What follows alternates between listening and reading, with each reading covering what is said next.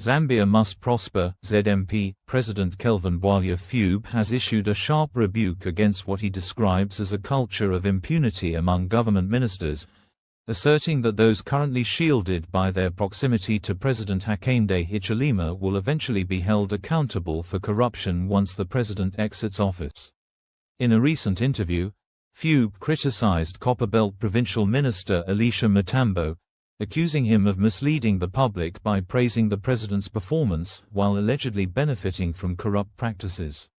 Fube's remarks reflect growing tensions within Zambia's political landscape, where opposition figures are increasingly vocal about perceived failures in governance and accountability. Fube's comments were triggered by Matambo's public endorsement of President Hichilema's leadership, in which the minister claimed that the head of state had walked the talk by fulfilling promises made to the Zambian people. Responding to this statement, Fube dismissed Matambo's praise as deceptive, suggesting that the minister's support stems not from genuine belief in the president's achievements but from personal gain. He went further to mock Matambo's physical appearance, insinuating that his weight gain is a direct result of corrupt enrichment.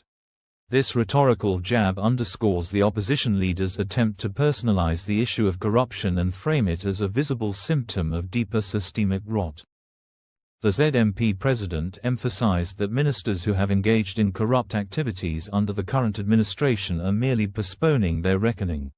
According to Fube, their association with President Hichilema may offer temporary protection, but the law will eventually catch up with them once the political tides shift.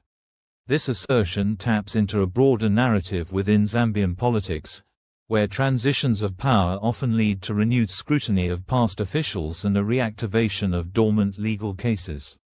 Fube's warning serves both as a political strategy to galvanize opposition support and as a signal to civil society that accountability remains a central concern. Fube's critique also reflects a growing frustration among opposition leaders who argue that the current administration has failed to deliver on its anti-corruption promises. While President Hichilema campaigned on a platform of transparency and reform, critics like Fube contend that his government has instead fostered a new elite class that benefits from unchecked access to public resources. The accusation that ministers are getting fat off corruption is not merely a metaphor. It is a populist appeal designed to resonate with ordinary Zambians who feel excluded from the economic benefits of governance. In this context, Fube's remarks can be interpreted as part of a broader political strategy aimed at delegitimizing the ruling party's moral authority. By framing corruption as a bipartisan issue that transcends administrations, Fube positions himself and his party as the true agents of reform. His emphasis on future legal accountability suggests a vision of governance rooted in institutional justice rather than political loyalty. This narrative is particularly potent in Zambia, where public trust in political institutions has been eroded by years of scandal and mismanagement. The timing of Fube's statement is also significant. As Zambia approaches another electoral cycle, opposition leaders are intensifying their rhetoric to distinguish themselves from the ruling party.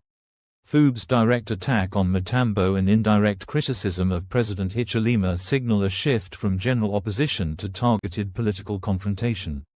This strategy may be aimed at consolidating support within key provinces like Copperbelt, where economic grievances and perceptions of inequality are particularly acute.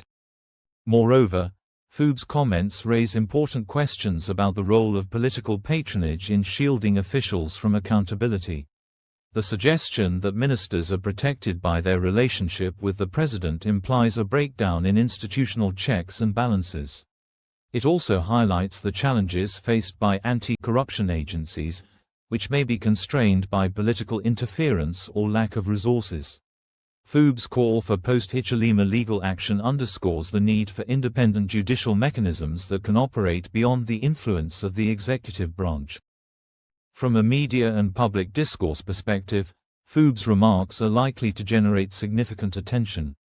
His use of vivid imagery and direct language makes the issue of corruption more tangible to the average citizen.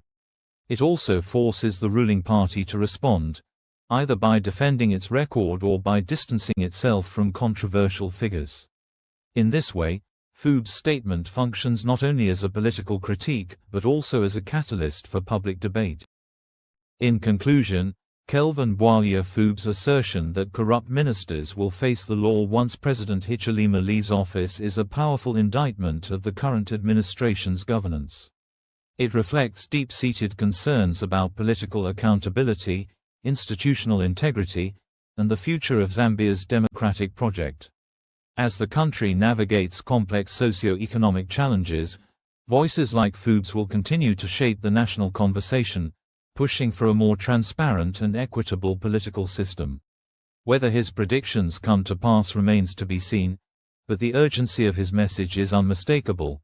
Corruption must be confronted, and justice must prevail, regardless of political affiliation.